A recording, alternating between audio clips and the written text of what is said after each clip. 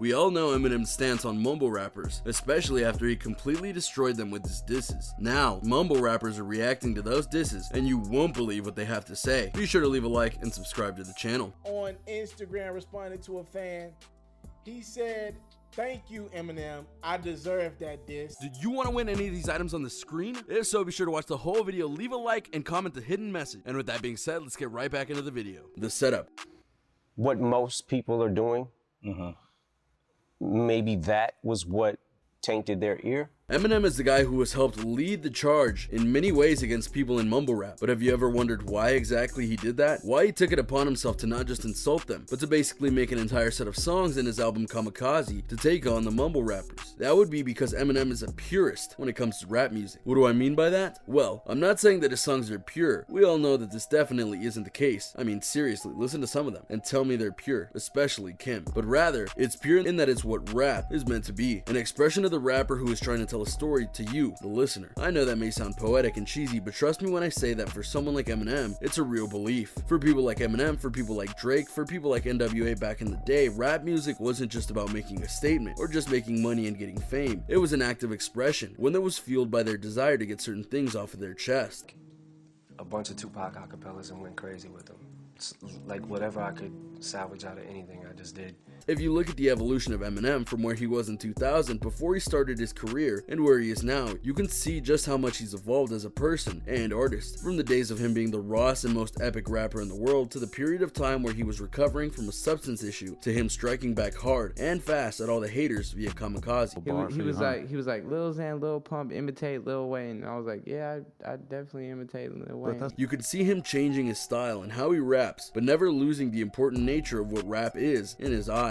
But then you look at mumble rappers of the world, like Lil Pump, 6ix9ine, or anyone else like them, and that expression just isn't there. Or rather, they'll express themselves in the most basic of ways in order to get the song made. Are you serious about your craft is I guess what I'm asking. No, literally not. No. Seriously, no. Get it recorded and then out into the world so that they can make money off of it. And many of the rappers on this list have done just that. They don't focus on the song lyrics or the impact that it could have by being a truly special song. They just crank stuff out to get rich, get famous, and be controversial. That's it, that's all. Which is why lyrical rappers like Eminem, Drake, J. Cole, Ice Cube, and others stand up against them and try to show them how it's done. But for now, let's just focus on Eminem and how he handled his business during Kamikaze, and how he schooled many different mumble rappers by calling them out for what they do. Lil Pump and others out for not only being clones of him and guys like Lil Wayne as well, but being bad clones. Let's get to someone who Eminem dissed on Kamikaze, and that would be none other than Lil Pump, another one of the faces of the mumble rap genre. Lil Pump has been doing things his own way and getting the fame and money that came with it. In fact, he did things so uniquely in the eyes of some that there is apparently a Lil Pump model that is used by certain record labels to try and get young talent the fame and opportunity that Lil Pump has. So that makes him a good rapper, right? Well, no, not in the eyes of Eminem at least, who went after not only his singing technique, but also his name. Lil Pump, Lil Xan, imitate Lil Wayne. I should name it everybody in the game. Pick a name, I'm fed up with being humble. And rumor is I'm hungry, I'm sure you heard bumblings. I heard you want to rumble like an empty stomach, I heard you're mumbling, but it's jumbled in mumbo jumbo. Yup, Eminem went in. Now sure, Eminem isn't going solely after Lil Pump in that line, but he is one of the people he named. And he made it clear that while these young rappers may have the name Lil, they're not up to the caliber of people like him and Lil Wayne and many of the originals in rap. He also further talked about how mumble rap is not real rap because at times you can barely understand what is going on with the singer or the song. The mumbo jumbo reference is just what you think it is, about how things get all messed up and twisted and meaningless in their songs. The irony here is that Lil Pump actually responded to Eminem's diss and stated that he was grateful for what he'd said and that he would remember it in a good way. So that meant he's good, right? That he wouldn't need to go after Eminem, that he would change his ways, that he would slowly convert to being a lyrical rapper, right? Wrong. Because as 2019 proved, Lil Pump is anything but apologetic. He released a song called Butterfly Doors where he insulted the Chinese people and used multiple slurs. The backlash was so huge that he had to edit the song and even re-release the music video for Butterfly Doors so he wouldn't get further backlash on it. And not unlike 6ix9ine, Lil Pump doesn't play well with others and often does things just for the controversial nature of it or to tick people off. And Eminem wasn't the only rapper who has sung about Lil Pump and his faults. J. Cole opened up in 1985 on it and sang, "I know you think this type of revenue is never ended, but I want to take a minute just to tell you that ain't true. One day, them kids that's listening gonna grow up and get too old for that shit that made you blow up. Now your show's looking light because they don't show up, which unfortunately means the money slow up. Now you scrambling and hoping to get hot again, but you forgot you only popped because you were riding trends. Now you old news and you going through regrets because you never bought that house, but you got a Benz. You want to know how Lil Pump responded to that? He went and bought a $4.5 million house for himself just to show off and mock J. Cole. But he wouldn't admit on social media that it was J. Cole who influenced him, but rather Lil Pump said he bought it because he was bored. I wish I could be bored like that. In reality though, that's just sad. Well and truly, what does it take to get through to people like Lil Pump? I honestly don't know, and that's what terrifies me. Because if they're willing to say anything in their songs to get money and controversial fame, that means they're not above doing just about anything to get famous. And that's why rappers like Eminem and J. Cole don't like them, because they're ruining what they consider to be an art form in the highest order. That being said, let's move on. Migos. Shady's disdain for mumble rap is widely known. On Not Alike, he mockingly interpolates Migos' #1 hit, Bad and Bougie. Okay, so this one right here is a fascinating case of how mumble rappers not only work, but how Eminem just despises them. Migos in the world of rap right now is a bit of a rare thing, not because of their music, that's still mumble rap. There's an abundance of that, just go to SoundCloud. But they are without a doubt the most popular rap group in the world right now. Why is that odd? Because at one point in rap history, rap groups were everywhere. Even Eminem made a few during his prime because he wanted to rap with his brothers from the Detroit underground called D12. But now, for whatever reason you want to name, groups are very thin in number, likely because it's easier to promote and plug a single singer instead of a whole group. Or you get the inevitable boy band problem and get a guy or gal who thinks they're better than everyone and will break up the group in order to get their own individual fame. So Migos not only being popular, but having #1 albums back to back is honestly kind of amazing, and proof that groups can have a place in modern music. But that doesn't mean they were exempt from Eminem's fury, far from it, because while they were a group, they were ones that used the bare minimum to get their tracks over. As Eminem referenced to on the Kamikaze album, Migos have a really bad habit of not making coherent lyrics. Instead, they'll just string random words together in order to make it sound cool. So Eminem bit back with brain dead, eye drops, pain meds, they bed, iPod, Maybach, my box, train wrecks, sidewalks, Payless, high tops, K-Fed, IHOP, playtext, ice spots. Does that make sense? Of course it doesn't, and that's what Eminem is pointing out. In some ways you could argue that Migos is the worst of the lot when it comes to mumble rappers, because at least guys like 6ix9ine and Lil Pump have coherent lyrics, for the most part, that people can somewhat understand in terms of intent, but with Migos, not so much. And for a lyrical guy like Eminem, a guy who puts everything into every single word and phrase and lyric in a song, the idea of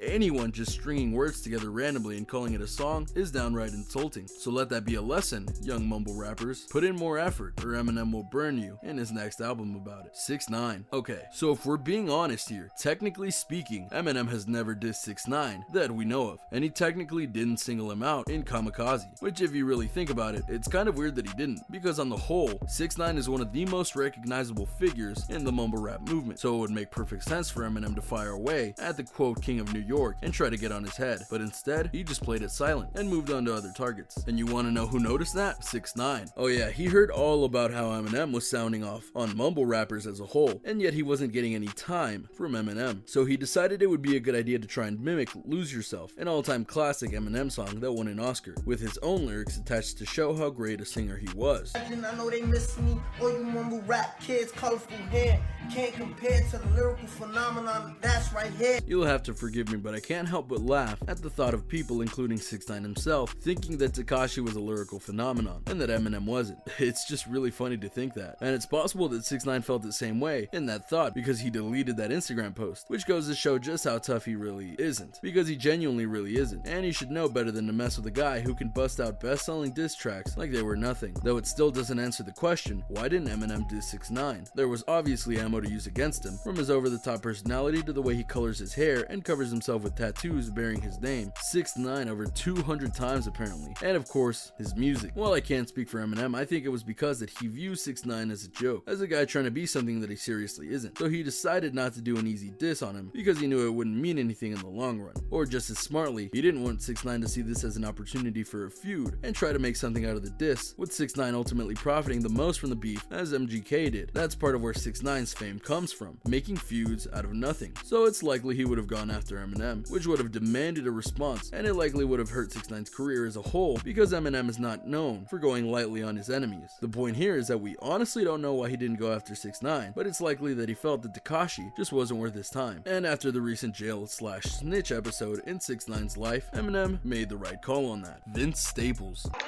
This is an awfully hot coffee pod. Come on, cuz.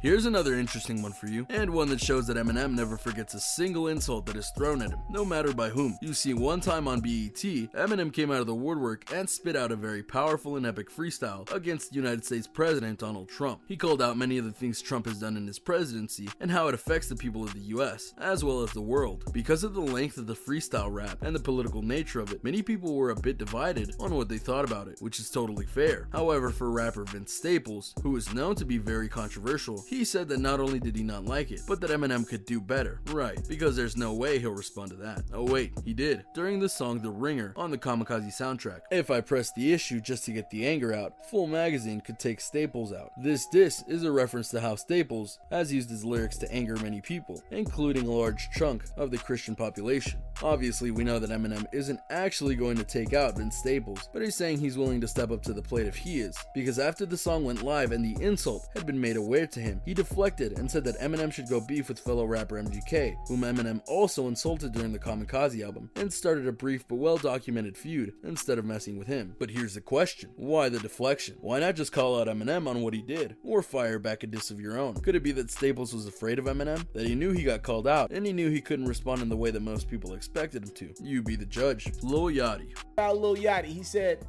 I can see why people like Lil Yachty, but not me though. Not even dissing, it just ain't for me. Okay, I want to take a pause from all the hatred and diss raps and make something very clear about Eminem. While he does hate mumble rap as a whole, that does not mean that he hates all the mumble rappers. He just doesn't respect them in many ways. But that doesn't mean that he hates each and every person that falls under the banner. A great example of this is the fan favorite mumble rapper Lil Yachty. If we're being fair, Lil Yachty is actually one of the better mumble rappers. He knows that how he plays his music is meant to be taken as a joke, and he does things not too controversial like other mumble rappers, such as Migos and 6ix9ine. Eminem noticed this, and so he stated the following in The Ringer: I can see why people like Lil Yachty, but not me though. Not even dissing, it just ain't for me. So as you can see, by Eminem's own admission, he actually likes Lil Yachty. It's just that his music isn't the style he likes, and he left it at that, which is quite nice to hear in an album full of disses on people. How did Lil Yachty respond to such a thing? With joy, obviously. LMAO. Me personally, I think it's fire Eminem took a shot at me. I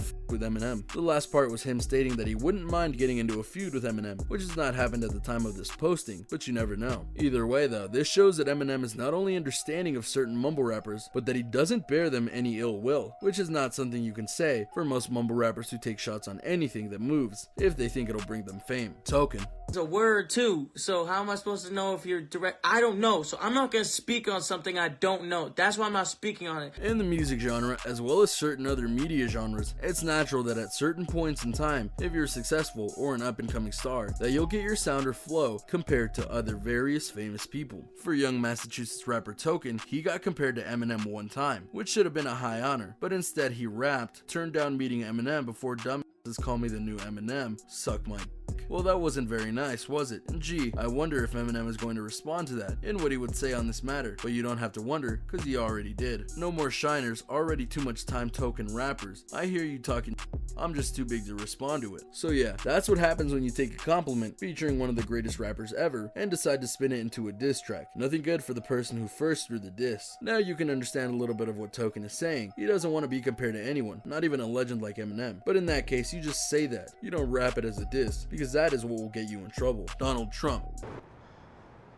That's an awfully hot coffee pot. Should I drop it on Donald Trump? Probably not. I know. Okay, I know you're screaming Donald Trump isn't a mumble rapper, and you're right, he doesn't make music. However, if you were to look at this from another perspective, you'd see that mumble rappers and Donald Trump have a lot in common. For example, mumble rappers will say just about anything in their songs, and Donald Trump will say just about anything in his press conferences, live events, rallies, or whatever, in order to stir the people up and get them on his side. Mumble rappers love controversy. Donald Trump has caused controversy with just about everything that he does, and he's even on the verge of getting impeached potentially. Mumble rappers are despised by their peers in regards to the lyrical rappers. Just about all politicians who aren't loyal to Donald Trump hate Donald Trump, and that says nothing of the common man. Which brings us to Eminem, who has had a lot of thoughts and words about Donald Trump and wasn't afraid to cut into him. But I think it's working. These verses are making him a wee bit nervous, and he's too scared to answer me with words. But I know at least he's heard it, because Agent Orange just sent the Secret Service to meet in person to see if I really think of hurting him, or ask if I'm linked to